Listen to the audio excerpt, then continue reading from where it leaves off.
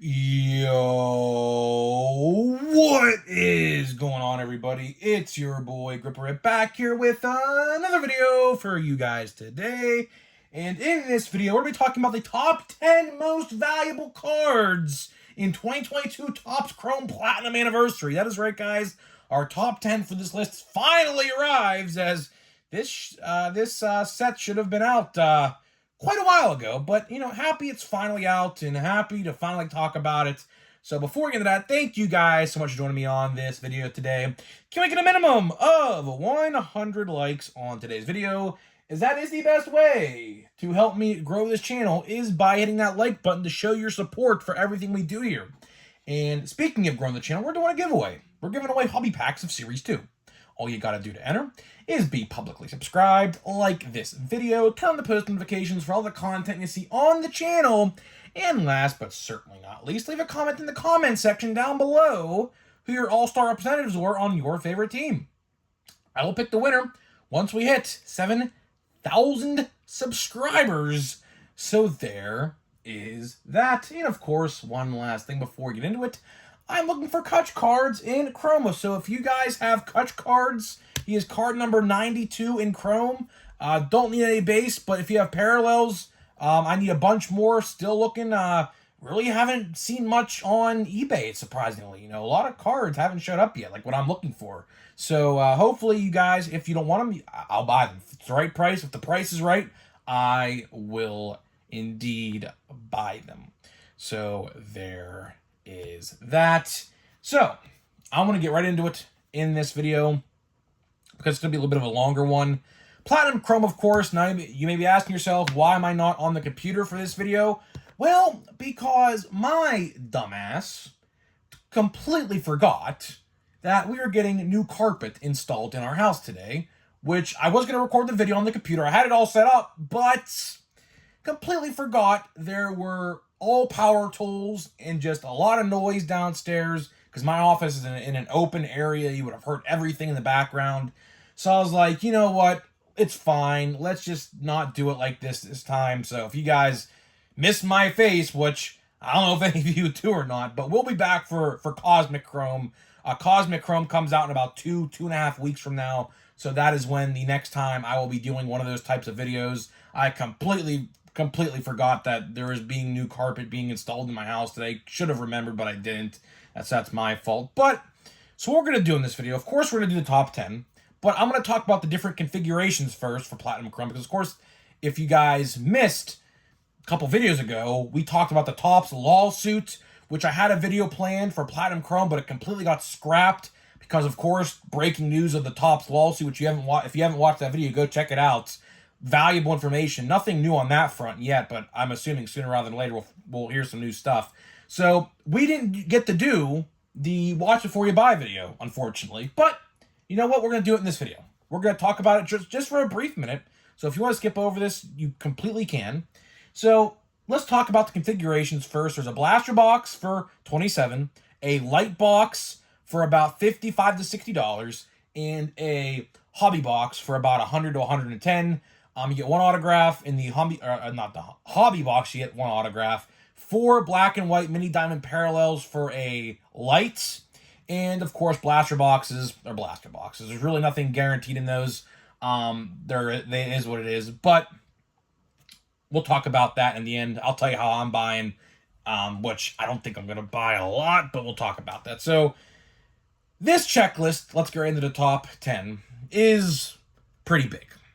There are quite a few cards in this checklist. It's pretty big. So I tried my best to look over every rookie.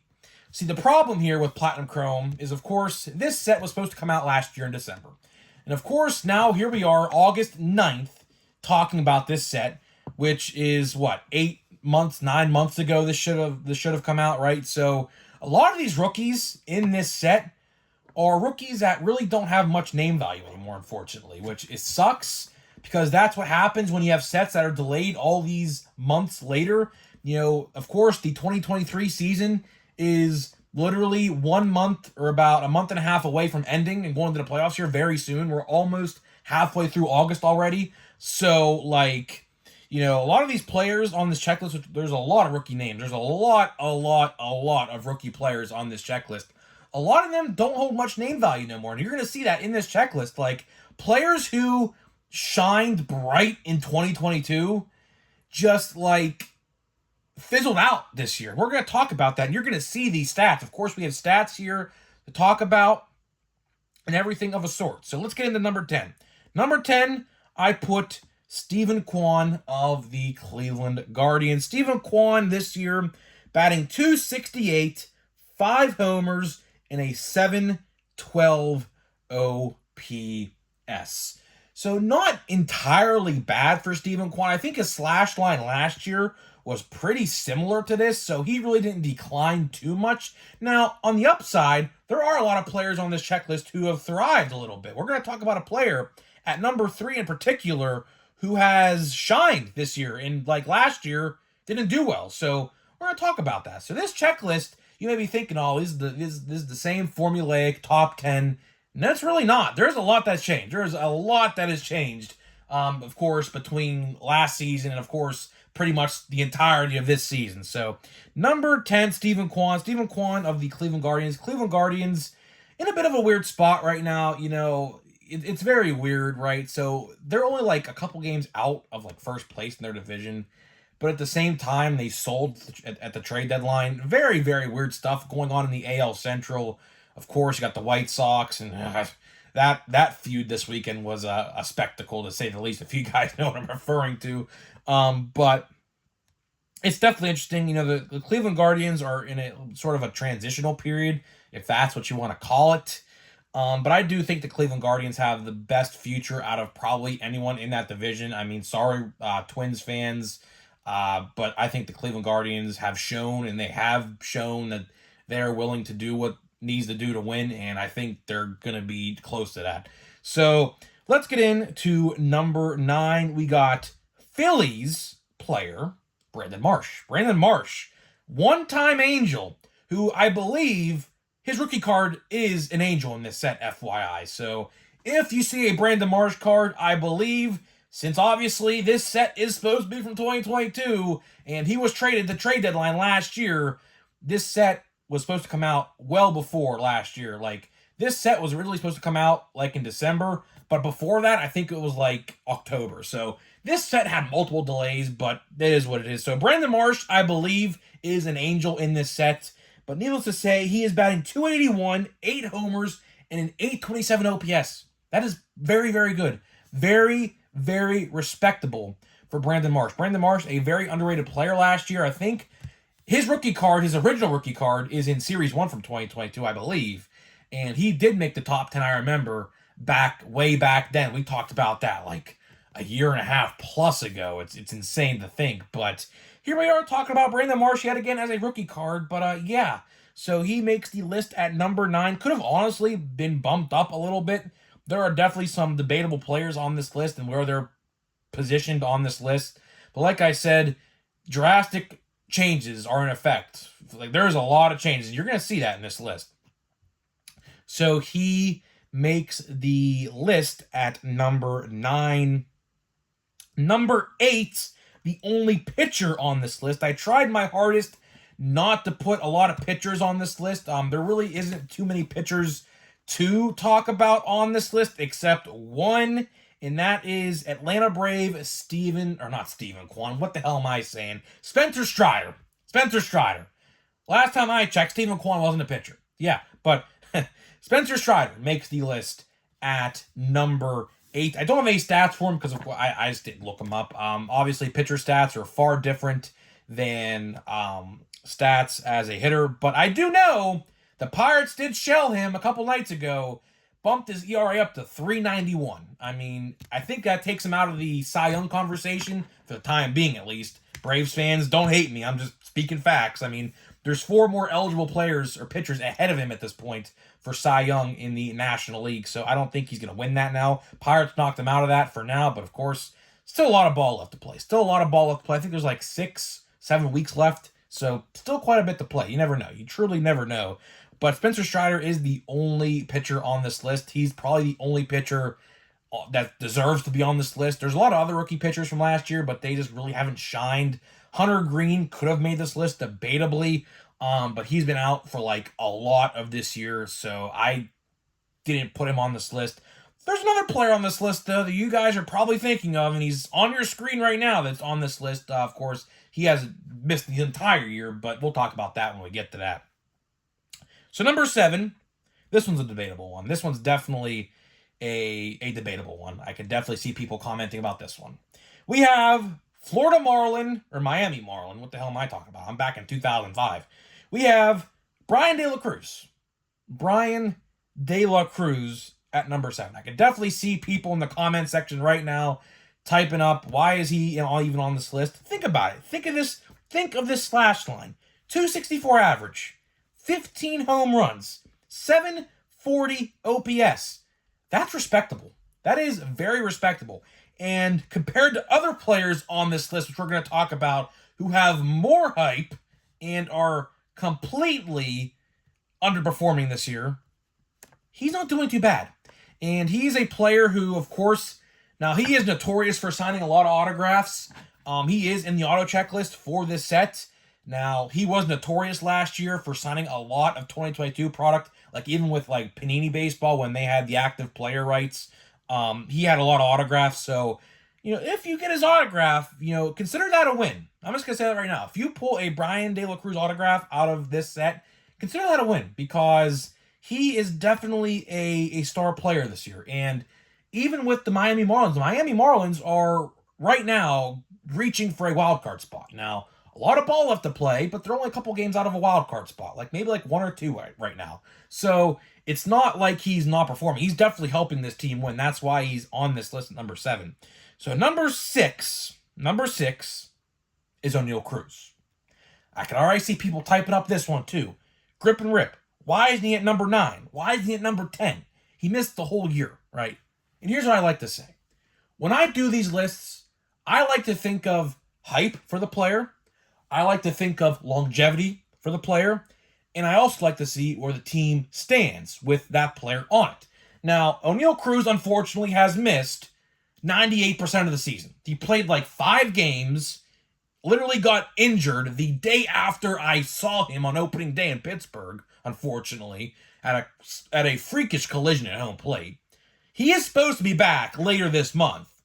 But, again, he's only going to be playing like 40 games. So he's about to have a total of like not even 40 games under his belt for the 2023 season, which is unfortunate because he is a megastar. He is a big player. He is awesome. So Oneil Cruz this year in a very short sample size, 250, 1 home run, 750 OPS. He played 5 games, so take that with a grain of salt. It is what it is. It would have been nice to see what he would have done this year. Of course, the Pirates obviously are my team, as you can tell. We have gotten better, but it just sucks to think what would this team have looked like this year when he would have played like 150 games, because he would have played 150 plus games this year at shortstop. So it sucks to think like what this team could have been, because he would have been a major contributor. We're only 10 games under 500 right now, so we have definitely made major improvements compared to last year and the couple of years prior where we lost 100. But it would have been so nice to see him second in his first full year as a major league player, see what he could have done. But unfortunately, we're going to have to wait till next year to see that. But definitely Oneil Cruz definitely deserves to be on this list somewhere. He is going to be the face of the Pirates. He's going to be, along with Henry Davis and Endy Rodriguez, who will be in next year's Topps products. They will be in there. So keep an eye out for that when we talk about 2024 Series 1, because Henry's going to be in there for sure. I don't know about Endy. Endy came up like 3 weeks after him. They might hold him out for Series 2. I don't know. But keep an eye out for both of them guys. And, of course, Elly De La Cruz. I know someone's going to type, oh, how about watch out for Elly? Yes, watch out for Elly De La Cruz. Yes. Just because he's on the Reds doesn't mean I'm not going to, appreciate him, because he's an awesome player as well. But to number 5. We get into the top 5. Number 5, we're going to Boston. And this is probably the best player on the list right now, statistically, believe it or not. Jarren Duran. I could have easily put Jarren Duran number 1. Easily. After you hear these slash lines of these other players, I could have easily put Jarren Duran number 1. But Jarren Duran's not a household name, unless you're in Boston or an AL East fan. A lot of you guys may not pay attention to what Jarren Duran's doing. He's batting .306, 8 homers, and an .854 OPS. Statistically, he is the best player on this list. I could have easily put him at number 1. Easily put him at number 1. But I didn't, because there's some other names on this list that, of course, you guys are probably trying to figure out right now I'm referring to, who have more hype, but again are underperforming mightily this season. So it is what it is. Jarren Duran, he is definitely going to lead the next version of the Red Sox to the playoffs, 110%. They kind of fizzled out this past week. They were in the wild card about as of like 10 days ago, but since the trade deadline, they have kind of struggled a lot, and they are like 5 or 6 out now, unfortunately. Same with the Angels. I could easily do a whole rant about the Angels, too. That's just a disgrace what's going on over there. Should have traded Shohei, but that's just me. Who am I to say?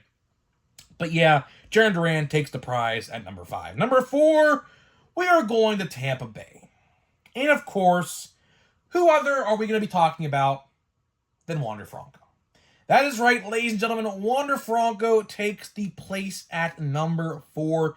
He could have probably been up to 3 or maybe even 2 on this list. Could have. But I decided to put him at number 4. He's had a great season. He is batting .272, 15 home runs, and a .791 OPS. Very, very, very respectable. They started out super hot this year. Of course, the Orioles caught up to them, and I believe the Orioles are still in first place in that division. But they're both going to be making the playoffs. There's no doubt in my mind about that. So it's awesome to see 2 fun young teams in the Rays and the Orioles duking it out for first place in that division. The best division in baseball, if I'm going to be honest with you. Every team's over 500. That's the only division I think that is the case in. So that's pretty fun to see. But Wander Franco going to be a major star contributor to that team for years on end. He signed a multi-year contract literally after his rookie season, so he's going to be there for quite a while. So Wander fans and Tampa Bay fans, you're in good hands over at the Trop. Well, unless they build a new stadium. I shouldn't say Trop, because there are rumors right now that a new stadium is in development or being proposed at the least there. So we'll have to wait and see. To number 3. Now, this one is a complete dark horse. This one, if you asked me last year to do this list, like if this set came out in December last year like it was originally supposed to, this guy would have never even made the list. Like, not even close. But the Red Hot Cincinnati Reds, there's a rookie on this checklist. Not a rookie no more, obviously, but last year. In the name of TJ Friedl. TJ Friedl takes the place at number 3. I don't know how. Don't ask me how, but he's had a great season. 285. 10 homers. 806 OPS. Very, very respectable.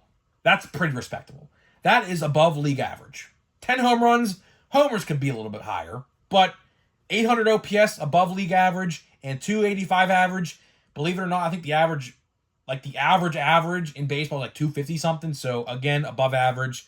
Very respectable. Very respectable. Now, if we made this list last December after his rookie season, probably wouldn't have made the list. Probably wouldn't have made the list. But here we are, talking about the Red Hot Cincinnati Reds, who are currently, I believe, in 3rd place. They kind of slouched a little bit last about week and a half, 2 weeks.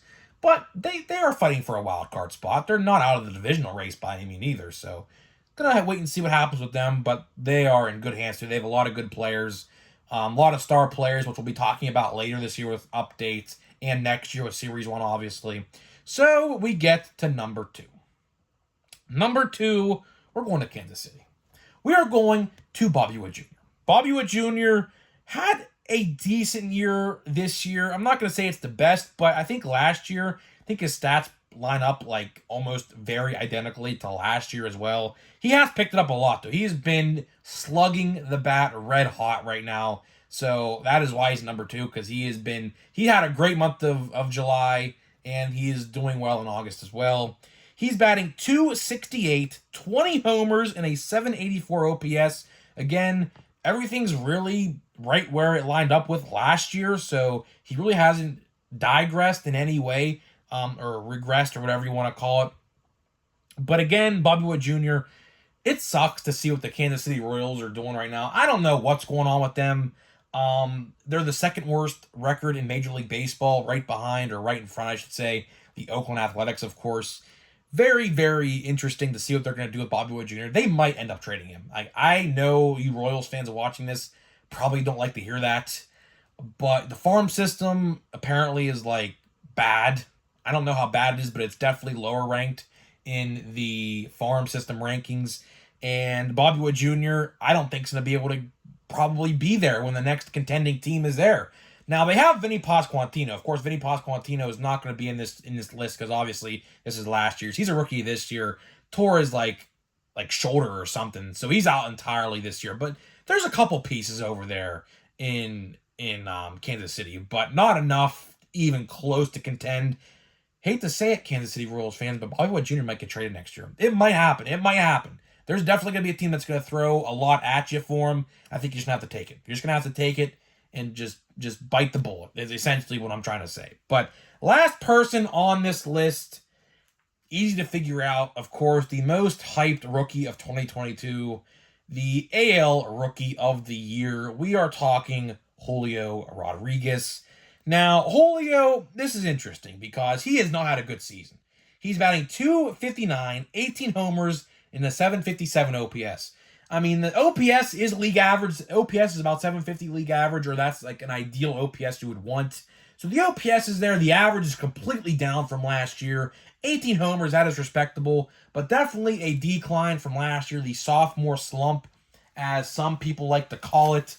So that is it, guys. That is my top 10 most valuable cards in Platinum Chrome or Chrome Platinum. You know, fun fact, I've been calling this set Chrome Platinum for years, and it's actually, or I should say, I've been calling it Platinum Chrome. But you want to know what? It's called Chrome Platinum. I didn't know that. I legitly did not know that. No one actually ever even commented it in the comment section.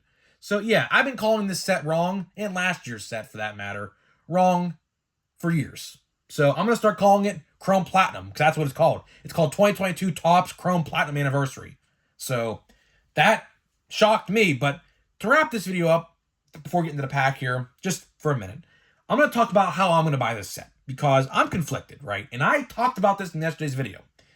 Chrome hasn't even hit my area yet. Like 2023 Chrome has not hit my area yet, right? And I'm conflicted because I want to buy a hobby box, but at the same time, I also want to buy more Chrome from this year. So we're definitely going to open some. I just don't know how much. I think I'm going to go with a light. I think lights are going to be $50 at my local card store, at the most $60 tomorrow or today.